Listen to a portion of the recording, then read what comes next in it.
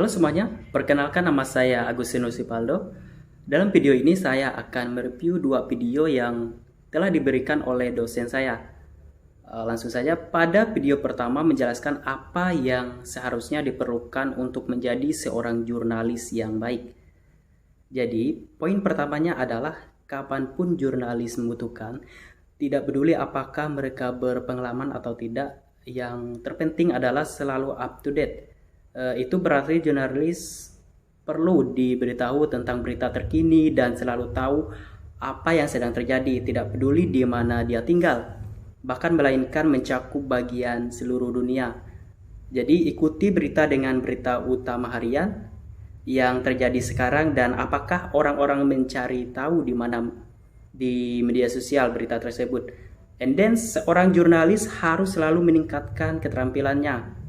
Keterampilan mereka tentu saja dalam menulis, tetapi juga dalam mewawancarai orang dan dalam fotografi. Seorang jurnalis yang baik selalu mencari topik berikutnya. Ide yang bagus adalah bersikap terbuka dan banyak berdiskusi dengan orang-orang yang Anda temui.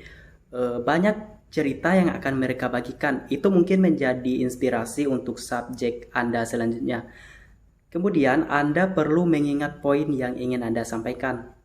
Dengan kata lain, tujuan penulisan artikel Anda ini akan membantu Anda memiliki struktur untuk konten Anda dan tetap pada topik. Memiliki struktur khusus untuk teks Anda akan membantu Anda membuat konten dan bacaan berkualitas tinggi. Sebuah kesimpulan yang valid tentunya. Pikirkan seolah-olah Anda adalah pembaca. Apa yang ingin diketahui publik, informasi yang mereka butuhkan.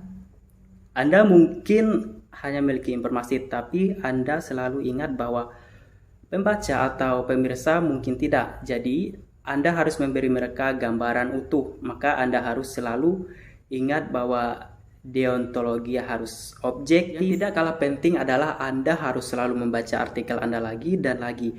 Ketika Anda selesai menulis, istirahatlah sebentar, kemudian kembali dan baca lagi seolah-olah Anda adalah pembaca yang memeriksa kesalahan tata bahasa. Ambil struktur sinteksisnya dan bertanya pada diri sendiri apakah ini menarik dan Anda siap untuk membagikannya. Kemudian ketika diterbitkan, ide yang baik adalah untuk mendapatkan umpan balik tentang pekerjaan Anda. Meminta pendapat teman-teman dengan latar belakang yang berbeda. Anda juga dapat memeriksa komentar di media sosial untuk melihat apakah yang dikatakan publik tentang artikel Anda. Kemudian tetapi pertimbangkan hanya komentar yang memberikan kritik membangun dan jadi teruslah berarti. Kemudian dalam video selanjutnya menjelaskan tentang hal yang perlu diketahui oleh setiap jurnalis. Dalam hal ini menyatakan beberapa istilah dasar yang harus dipahami oleh setiap jurnalis seperti siaran pers.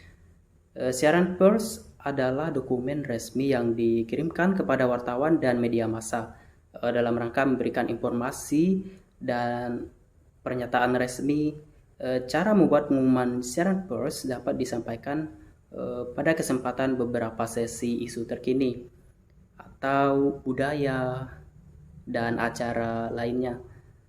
Di acara media, pembuat berita dengan kata lain siapapun yang bertanggung jawab atas apapun dan wartawan fokus untuk mendengarkan berita mereka berbicara. Kemudian memberikan pertanyaan.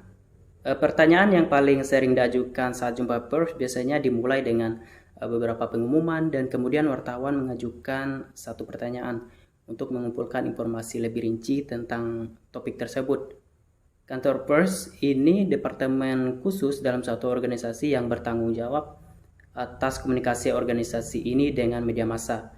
Kantor pers mengirim siaran pers, menyelenggarakan pidato publik dan konferensi pers, dan menjawab pertanyaan terkait dengan organisasi melalui telepon atau melalui internet. Juru bicara perwakilan, semua juru bicara adalah seorang yang dipilih atau dipilih untuk berbicara atas nama orang lain. Politisi, partai politik pemerintah, organisasi, dan orang terkenal lainnya biasanya memiliki juru bicara. Kantor berita dan agensi adalah organisasi yang memproduksi laporan berita dan menjualnya ke organisasi lain yang berlangganan ke agensi ini seperti surat kabar, majalah, penyiar radio atau TV dan media online.